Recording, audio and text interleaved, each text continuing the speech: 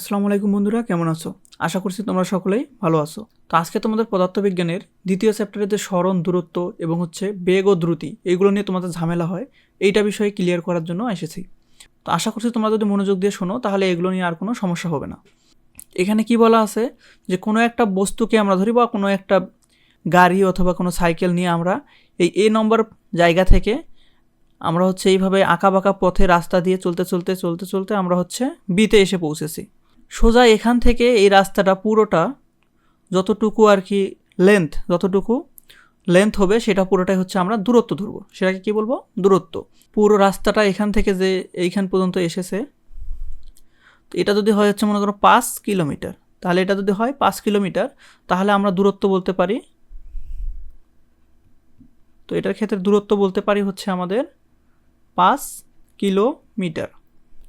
কিন্তু এখানে সরণটা কিন্তু আবার আলাদা জিনিস। যেহেতু দূরত্ব যেটা ছিল সেটা স্কেলার রাশি, দূরত্ব স্কেলার রাশি হওয়ার কারণে শুধু এটার মান রয়েছে, দিক নেই। তো শুধুমাত্র আমরা মান জন্য আসার জন্য এখানে শুধু যতটুকু দূরত্ব অতিক্রম করেছিল পুরোটাই আমরা এখানে লিখে নিয়েছি। কিন্তু সরণ যে জিনিসটা সেটা আমাদের দিক রয়েছে, তার মানে নির্দিষ্ট দিকেই শুধু এটা আমরা নির্ণয় করতে পারবো। এ থেকে বি মানে যেখান থেকে আমরা যাত্রা শুরু করেছি প্লাস যেখানে গিয়ে যাত্রা শেষ হয়েছে, এই দুটো যদি আমরা রাশিকে এটা তীর চিহ্ন দিয়ে প্রকাশ করি, তো এটাই আমাদের সরণ। এটা সরণের দিক এবং সরণের মান এখানে ধরে নিলাম 2 কিলোমিটার। তাহলে আমরা এখন সরণ পাচ্ছি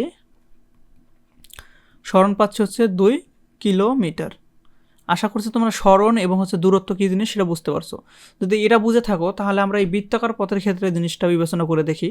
যদি আমরা এ থেকে যাত্রা শুরু করে এই পাশে পুরো ঘুরে আসি, মানে এখান থেকে যাত্রা শুরু করে পুরো যদি এই পাশ থেকে ঘুরে কোনো একটা বৃত্তাকার পথে ঘুরে আবার যদি সেই বিন্দুতে ফিরে আসি, কতটুকু দূরত্ব অতিক্রম হলো?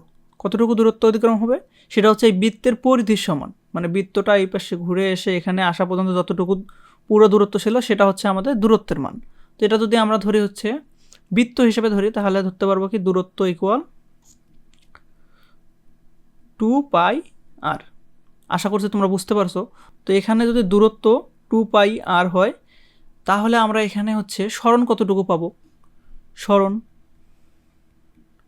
একটু আগে আমরা জানছি সরণ মানে যেখান থেকে যাত্রা শুরু হবে যেখানে গিয়ে আবার শেষ হবে, এই দুটো বিন্দুর কতটুকু মাঝামাঝি দূরত্ব আছে সেটাই আমরা কি সরণের মান পাই।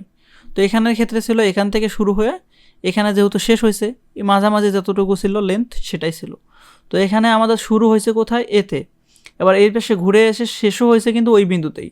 তার মানে আমরা কি পাচ্ছি? এখানে সরণ কি কোনো কিছু হচ্ছে? এখানে কোনো প্রকার সরণ পাচ্ছি না, তার মানে এখানে সরণ হবে 0। আশা করছি তোমরা বুঝতে পারছো জিনিসটা। তো এটা যদি বুঝে থাকি এখান থেকে আমরা আবার বেগ এবং দ্রুতি জিনিসটা বুঝতে পারবো। দ্রুতি আমাদের দূরত্ব ভাগ সময়, দূরত্ব ভাগ সময়, এটা দ্রুতি। তো এটা যদি দ্রুতি হয় তার মানে আমরা দূরত্ব কোনটা পাইছিলাম? এই পাশ থেকে পুরো ঘুরে আসছে যেটা লাগছিল, মানে 5 কিলোমিটার। সময়টা কতটি ছিল? মানে সময় যদি আমরা ধরি এতটুকু রাস্তাটা অতিক্রম করতে আমাদের 2 ঘন্টা সময় লাগে। এতটুকু রাস্তার দূরত্ব অতিক্রম করতে আমাদের 2 ঘন্টা সময় লাগে। তার মানে দ্রুতি পাবো 5 কিলোমিটার ভাগ 2 ঘন্টা, তাহলে 2.5 কিলোমিটার পার আওয়ার। এটা দ্রুতি পাইলাম। কিন্তু সরণ থেকে আমরা আবার কি পাবো? তোমার বেগ পাবো। কারণ এই দূরত্ব, গিয়ে এই দূরত্ব যে রাশিটা আছে, এই দূরত্ব আর দ্রুতি এই দুটো স্কেলার রাশি। আমরা কিন্তু এটা মনে রাখতে হবে আমাদের যে দূরত্ব আর দ্রুতি এই দুটো জিনিস স্কেলার রাশি। মনে রাখবা কিভাবে? দেখো একটা সোজা একটা নিয়ম আছে যে এখানে তোমার দূরত্বতে ধ্রুবকার আছে, দ্রুতিতেও ধ্রুবকার আছে। তার মানে মনে রাখবা এই দুটো একই জিনিস, এই দুটো স্কেলার রাশি। আর সরণ থেকে যেহেতু বেগ আসে, বেগটাও হবে একটা ভেক্টর রাশি। বেগ ইকুয়াল সরণ ভাগ সময়। তাহলে সরণ কতটুকু পাইছিলাম আমরা এখানে? 2 কিলোমিটার। আর সময়টা কিন্তু একই থাকবে, মানে 2 ঘন্টা। তাহলে এটা আমরা পাচ্ছি কত? 1 কিলোমিটার পার আওয়ার। আশা করছি তোমরা বুঝতে পারছো। এটার ক্ষেত্রে যদি আমরা করে দেখি, এই যেটা আমাদের বৃত্তাকার পথে ছিল, তো সেটার ক্ষেত্রে দ্রুতি দ্রুতি হবে দূরত্ব ভাগ হচ্ছে সময়। তার মানে হচ্ছে 2πr, যেটা আর কি মান যেগুলো দেবে সেভাবে বের করতে হবে। আর সময় যদি মনে করো 2 ঘন্টার সময় লাগে, তো হিসাব করলে যেটা হচ্ছে সেটা। এরপর হচ্ছে বেগ। বেগ যেহেতু ভেক্টর রাশি, এখানে লাগবে হচ্ছে ভেক্টর মান, মানে সরণ ভাগ হচ্ছে সময়। যেহেতু তার কি সরণ হচ্ছে 0, আমরা পাইছিলাম কি সরণ 0 আগের বার, মানে বৃত্তাকার পথের জন্য। তো সরণ যদি 0 হয় তাহলে বেগটাও কি হয়ে যাবে, এখানে সময় মনে করো 2 ঘন্টা, তো হচ্ছে বেগটাও হয়ে যাবে 0। আশা করছি তোমরা এই দূরত্ব, সরণ এগুলো জিনিস বুঝতে পারছো। তার মানে আমরা কি বুঝতে পারলাম, দূরত্ব হচ্ছে একটা স্কেলার রাশি আর সরণ হচ্ছে একটা ভেক্টর রাশি।